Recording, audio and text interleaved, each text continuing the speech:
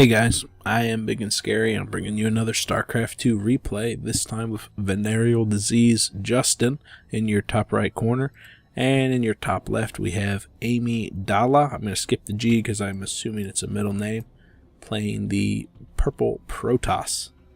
I believe, you can't quote me on this one, but with purple versus red, this is probably not a ladder game. So it's still on a ladder pool map though, so I'm going to treat it as such. I believe Justin is in gold and Amy is in platinum, so they're comparable levels. Probably just two buddies that had met on the ladder and hang out and play together. This is an excellent way to throw out new builds and just, to experiment, find your own voice.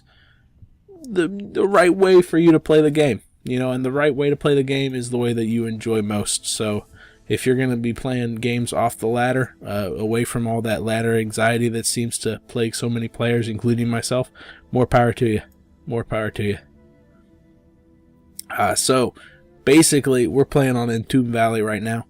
Justin throwing down a supply depot to start that wall off. It looks like he's not going to be thinking about taking the natural expand down here on the lower level just yet. Wants to make sure that his base is fully secured with the barracks. And then you'll see another supply depot right here to complete that wall off as long as he follows the standard play. Amy, however, is throwing on a gateway, well aware that the natural choke right here is not guarded in any form. There's no wall off right there at all, which leads me to believe that Amy's going to go for a early expand with the assimilator going down and the pylon. Mostly just natural, normal play. We'll probably see another gateway and the cyber core before the actual expand happens, but hopefully we won't see a robotics facility, because that just means that with the robo down, that expansion is going to be so delayed it won't serve any purpose. It'd be better off to just do a one-base play basically. So there goes that cyber core. Amy working on the tech path. It looks like the scout was denied because the wall off was complete, and with a marine popping on the low ground, it's going to be able to, with proper micro, he could have taken down that probe, but that's really difficult to pull off, especially at the gold level. Amy evidently was having a good time getting away, but with Justin and his SCV in position, and he's got the money, looks like he's taking the command center. His wall off succeeded in holding off that aggression, and he hasn't grabbed any gas, so he's definitely got the minerals to spend. Looks like an SCV is courting a zealot right now. Basically, as long as you can keep that SCV alive, with a zealot such a slow move speed and no range, it's very difficult for a zealot to successfully take down an SCV. But with the cyber core down and a stalker on the way, the SCV's number of minutes is severely limited, especially with that stalker popping any second now. With Justin's greedy expansion, this bunker is going to be incredibly important. You really want to make sure that that bunker stays up and is well protected, because eventually the Protoss is going to punish Justin for trying to take this early expansion, even though he's throwing down his own expansion with two gateways on the way. Amy's going to have a lot of units to provide their own aggression, especially with this probe still in the foreground. That probe's going to throw down a pylon, which is going to in turn warp in units to really just poke at this front door. For Marines, they're able to do decent enough damage against a stalker and a zealot, enough to deny any aggression right now, but once those three gateways start churning out units, then Justin's going to be in more trouble. Going to have to be in a better situation, a better defensive stance is what I'm going for.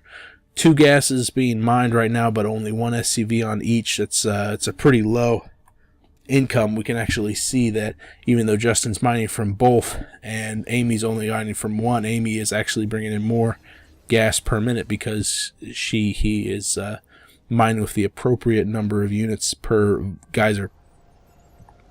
But on the same token, the Terran, Justin, is really ahead on mineral counts right now because of those mules, because of the two orbital commands, and because of the fact that the natural is fully saturated, or at least partially saturated with SCVs. So those added minerals are really going to come in handy, because these three barracks are going to continually march out Marines, and eventually those Marines are going to get to a critical mass, and they're going to be able to deal with any amount of stalkers that come poking at the front door. Justin's done a good job constructing multiple supply depots to make it so that the sentries have to take it, or stalkers have to take a circuitous pathway into that main.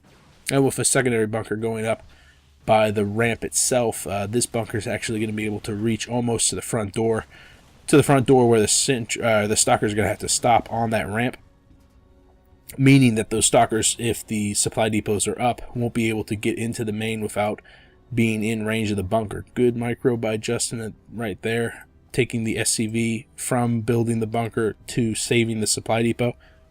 Always cheaper to repair than to rebuild, I always say. We do see a robotics facility coming out of Amy, cranking out that first observer. Observers are one of the most powerful units in the game, with their ability to see what exactly is going on in the enemy base. That level of scouting is absolutely invaluable. Amy is microing his stalkers up the ramp, allowing one of them to take some hull damage. I don't really agree with that. He's got a lot of shields right there that he could cycle in and out those sentries. Even though both players are even on the basis, the mineral count's currently in Justin's favor, but the gas is he's a little bit behind on tech. You know, the gas was stunted at the time. He's going to have to catch up a little bit on tech. You can see the factories down, the starports coming, but there's no add-ons being built at the factory, so I'm not 100% sure what pathway Justin's going to take on his aggression. However, whatever pathway he decides to take is going to be seen by that observer. I just saw it. Where did it go? It's somewhere in the main base, and it's going to see that this reactor is going down in the factory, which is probably going to switch out with the starport, meaning that Justin's going to get some medevacs that really support the strong marine play. However, the worst thing that Marines have to deal with is the Colossus, which will be coming out after this robotics bay is finished. Warp Gate is also coming out of the robotics bay, which means that we're going to see maybe some multi-prong harass if we're lucky, or some very mobile forces if we're not.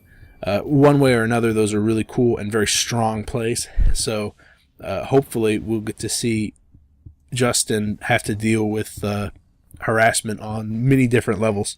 The more bases that Justin takes, and you can see he's got an orbital command built in the main, the more vulnerable he's going to be to multiple points of entry. That warp gate's going to be able to drop 4 zealots, I believe. Yeah, 2 zealots and 2 sentries. Even better, those sentries are going to be able to throw down force fields and block off the SCVs from defending themselves while the zealots go to town, and preventing the SCVs from retreating. At the same time, Justin knows that having dealt with the harassment, having taken the expansion early, he's in a powerful situation. He's in a powerful position that he can go out and deal some damage to that expansion. SCVs immediately getting pulled. It looks like he's pulling them in the direction but not telling them to attack.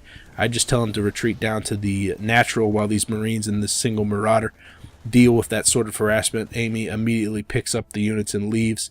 At the same time, there's a bit of a clash. A lot of Marauders in this mixture, very, very powerful against those SCVs. Amy, realizing that he's not fielding any force besides those Zealots and sentries that made it out, and isn't willing to wait around for another round from the 4-gate to throw down any units. That is an awful lot of Marines and Marauders, I'll tell you that right now. I don't think there was anything Amy could do against this with what he had right now. Maybe he wanted to do more damage with this Warp Prism if he succeeded in taking out all the SCVs at this expansion, maybe one of these CCs. Then it would have been different. He could have afforded to lose this expansion, but as things were now, I mean, he's floating over 1,000 minerals that just weren't spent. At this point, you need 7 gates, and you need to have a much more intimidating ground army.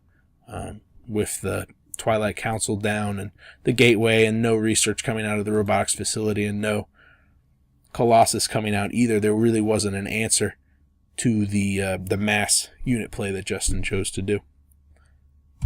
I hope this helped, Justin, posting this to Casket. I don't know if you were looking for feedback or you were just looking to have a good time, but you know what? I had a good time, and that's really all that matters, because I am selfish. I am big and scary, and I'll see you guys later. Bye.